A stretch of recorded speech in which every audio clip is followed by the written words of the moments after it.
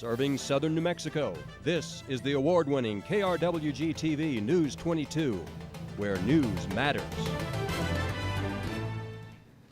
Good evening, everyone. I'm McKinley Christiansen. And I'm Carpio Grego. Now, come 2024, Las Cruces will have a new mayor for the first time in 16 years. In yesterday's local elections, former Assistant City Manager and firefighter Eric Enriquez came out on top. Former City Councilor Cassandra Gondra came in second after 6 rounds of ranked choice voting in the City Council races. Cassandra McClure took the seat for District 1. In District 2, former Mayor Bill Matisse narrowly defeated incumbent Tessa Beta. And in District 4, incumbent Joanna Bencomo won re-election. You can find the full list of the election results in the Las Cruces Sun News or in the Doña Ana County Clerk website. Now, McKinley, it's that special time of year where the leaves are that magical time where leaves are starting to change colors outside. The leaves are changing, but the weather doesn't seem to be. Abigail, can you tell us anything about that? I sure can. Let's take a look at our current conditions. As you can see, tonight's skies are clear and the temperature is at 69 degrees. Wind south 9 miles per hour and the humidity at 25%.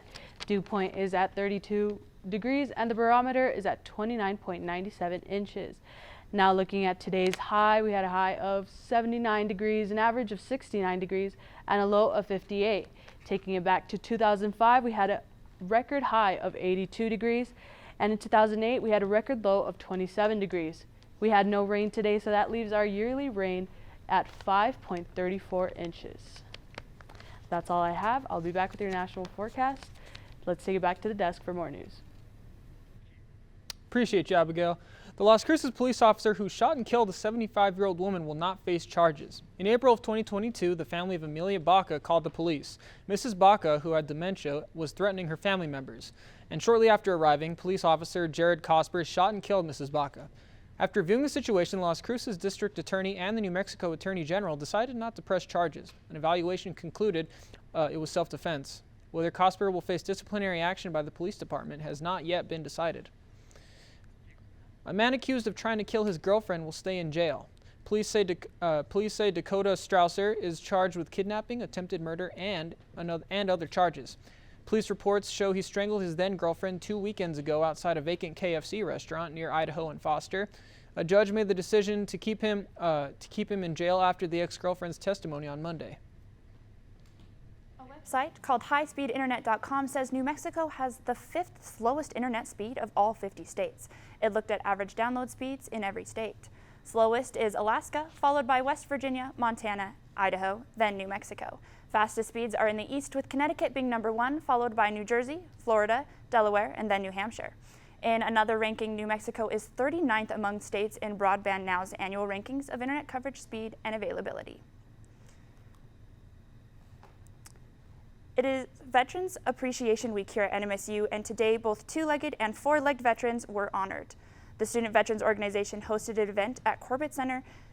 The highlight of the day was airmen from Holloman Air Force Base who brought their working military dogs. The troops allowed volunteers to experience what it's like to be on the wrong end of a dog attack. No one was hurt, and they had special padding.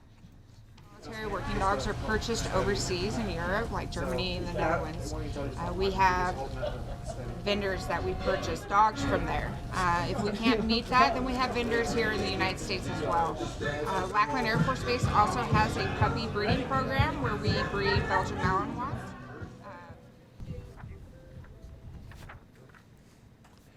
Stay tuned. Abigail will be next. Is coming up with your national weather.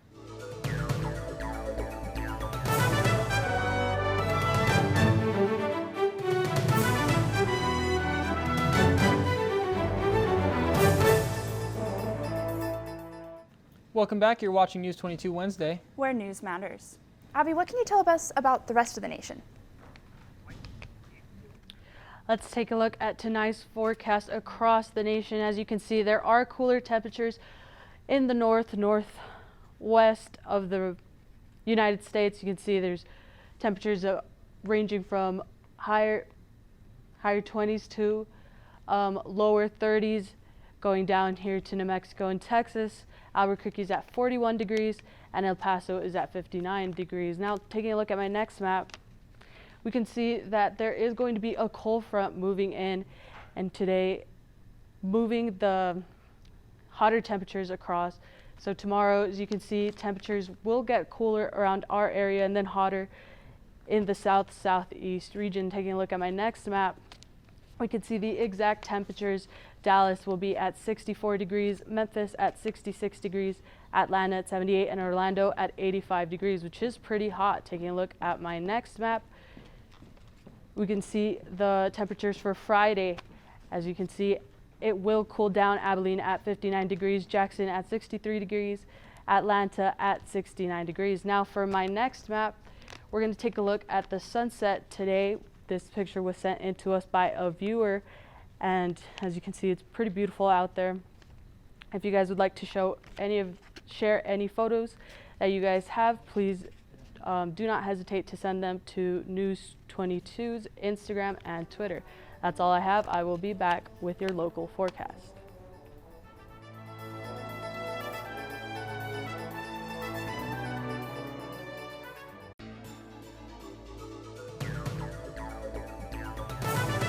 Welcome back. You're watching News 22. Let's take a look at your local forecast.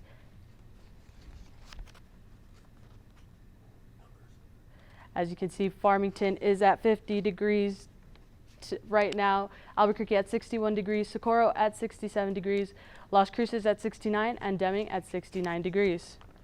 Tomorrow, Farmington will be at 59 degrees, Albuquerque at 53 degrees, Socorro at 59 degrees, Ruidoso 46, Roswell 53, Las Cruces 67 degrees, and Deming at 67 as well. Taking a look at Alamogordo tonight, they will have a low of 50 degrees and cloudy skies, and tomorrow a high of 65 degrees and some rain. Truth or Consequences tonight, they will have a low of 80 degrees and clear skies, a little bit of clouds tomorrow, a high of 66 and partly cloudy skies. Taking a look at Silver City, there will be a low of 41 degrees and tomorrow a high of 65 degrees with partly cloudy skies as well. And here in Las Cruces, there will be a low of 50 degrees, clear skies, and tomorrow a high of 67 with some showers. Now I will be back with your 5-day. Let's take it back to the desk for more news. Thanks, Abigail. All of us here at News 22 have great friends working at KRWG-TV. One of them is a local radio host who is paving the way for more women to enter the world of radio, and she's Hispanic. Yes, and she's doing it in quite a big way. News 22's Natalia Fernandez has more. This is KRWG Las Cruces. Emily Guerra loves music and connecting with the community. She's the host of Fiesta, one of the few bilingual Latin music programs on public media in the country. Something unique to this area. I mean, although not so unique as far as being bilingual, because a lot of people here are bilingual in Las Cruces. Gloria Estefan, Mi Tierra. Every weekday, Emily selects her music and edits her show, which airs and streams daily on KRWG 90.7. Get ready for an interview next week. But Fiesta isn't the only show that Emily hosts. Welcome to Puentes a la Comunidad. Puentes features weekly stories from the border communities in southern New Mexico. Emily has been a local public figure since she was a student co-host on college radio Crux. That program was called Oye Como Va. Emily moved on to begin Fiesta once she graduated in 2001. KRWG hosted their own fiesta for Emily's 75th birthday and celebrated that spark that she has ignited in her community for over 20 years. Say hello because we listen to your show every night. Thank you so much. These two listeners are loyal fans of Fiesta. They came out for the celebration at Sparky's Burgers in Hatch in support of their favorite voice on the radio. First time I heard it, I was hooked. They say Emily has a unique take on the global music she plays. But Emily plays from all the countries and all kinds of music, anything. And that's what I love about her, because I'm like listening to something, and next song is something completely different from another country. That to me is very special. Emily broke barriers. Only a few other women in the southern New Mexico area were hosting their own radio programs when she got her start. Nowadays, there's a lot of women in radio. But back when I was younger, it was mostly men that dominated the airwaves, the TV waves. I think it's important that women do study.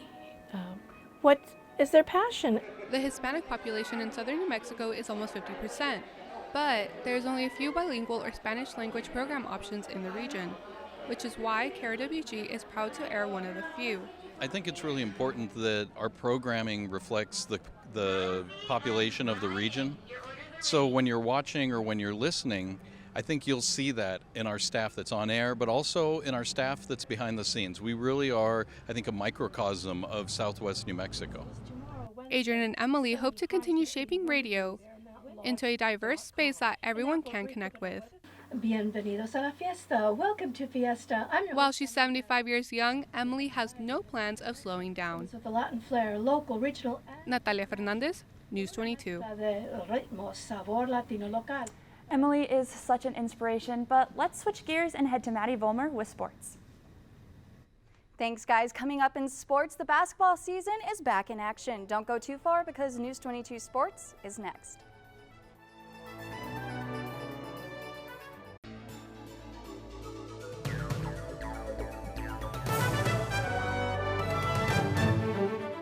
KRWG-TV News 22 Sports.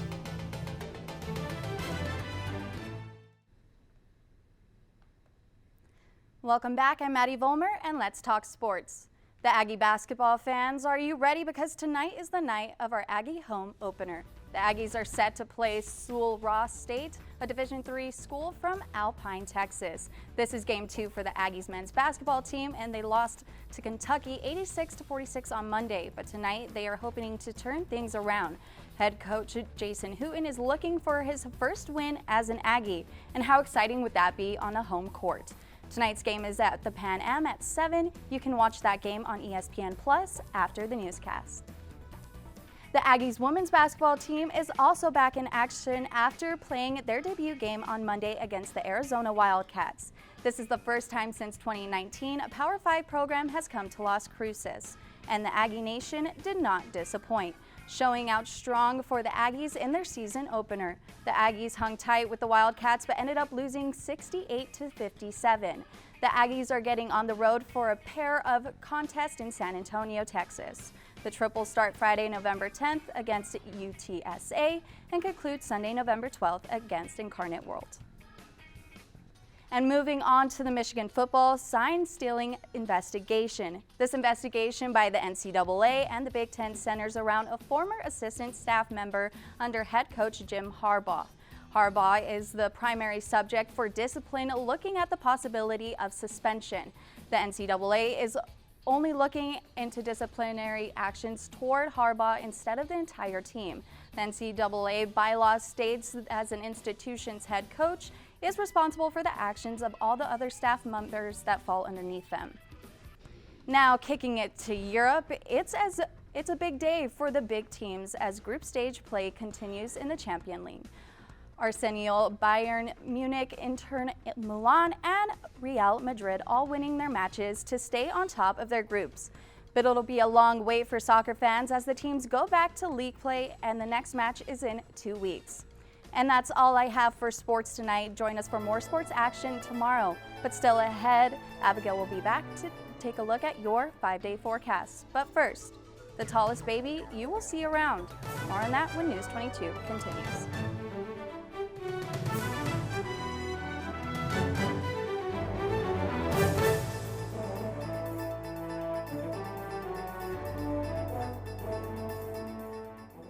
Welcome back. Let's take a look at our top stories. The Las Cruces police officer who shot and killed the 75-year-old Amelia Baca will not face charges. A local KRWG radio host is paving the way for more women to enter the world of radio, and the Student Veterans Program hosted an event to celebrate our two-legged and four-legged veterans. In Minnesota, the Como Park Zoo and Conservatory in St. Paul is welcoming a new baby giraffe. The calf was born Monday night and has yet to be named. This is the third calf born to 7-year-old Zinnia, and a gender has not yet been confirmed. According to the zoo, the calf was already standing next to its mother less than an hour after birth. This baby giraffe is now the 4th member to the zoo's herd and is expected to make its public debut in the next few weeks. Now, let's take a look at our 5-day weather forecast. Taking a look at our 5-day, we're going to have a beautiful weekend coming up. Tomorrow, Thursday, we'll have mostly sunny skies with a high of 67 degrees and a low of 41. On Friday, we'll have sunny skies with a high of 58 and a low of 38. Saturday as well, sunny skies, high of 65, low of 37. Sunday, sunny skies as well, 68 degrees for the high and a low of 43 degrees. Going on into Monday, there will be clouds in the sky, the high of 63 and a low of 41. That's all I have. Let's take it back to the desk for more news. And that's all for News 22 Wednesday. Thank you for everyone for joining us tonight. It means a lot. Tune in tomorrow night for more news. I'm McKinley Christiansen. And I'm Carpio Grego. And from the whole News 22 team, McKinley, Abigail, Maddie, and myself, good night. You stay classy, Las Cruces.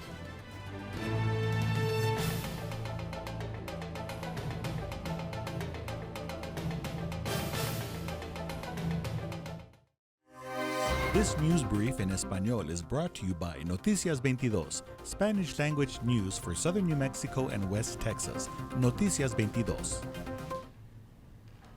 Buenas tardes, yo soy Emiliano Núñez Salgado. Gracias por continuar en Noticias 22.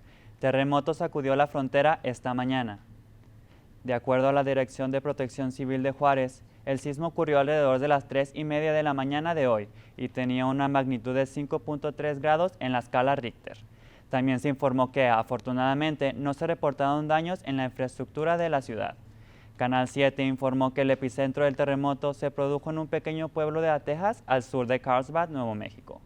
Múltiples llamadas hechas a las autoridades demostraron que la onda sísmica se sintió en varias zonas de Ciudad Juárez. Y varias empresas que continuaban trabajando a tempranas horas matutinas tuvieron que evacuar a sus empleados por seguridad. Oficiales dicen que continúan recorriendo la ciudad, pero hasta el momento todo sigue bajo control. Les seguiremos informando. En el 2024, Las Cruces tendrá un nuevo alcalde por primera vez en 16 años. El día de ayer, las elecciones locales tomaron lugar después de varias rondas de clasificación. En ellas, el ex suministrador de la ciudad y bombero Eric Enríquez fue declarado como ganador de la contienda y próximo alcalde de Las Cruces. Y como segundo lugar quedó la exconsejera municipal Cassandra Gandara. Ahora, hablando de las elecciones del ayuntamiento, Cassandra McClure tomó el asiento por el Distrito 1, mientras que en el Distrito 2, el exalcalde Bill Matisse derrotó con apenas diferencia a la titular Tessa Aveita. En el Distrito 4, la titular Joana Bencomo ganó la elección. Si quiere encontrar la lista completa de los resultados de las elecciones, puede ir al sitio web del secretario del condado de Doña Ana. Esto ha sido todo por mi parte. Que tengan buenas noches.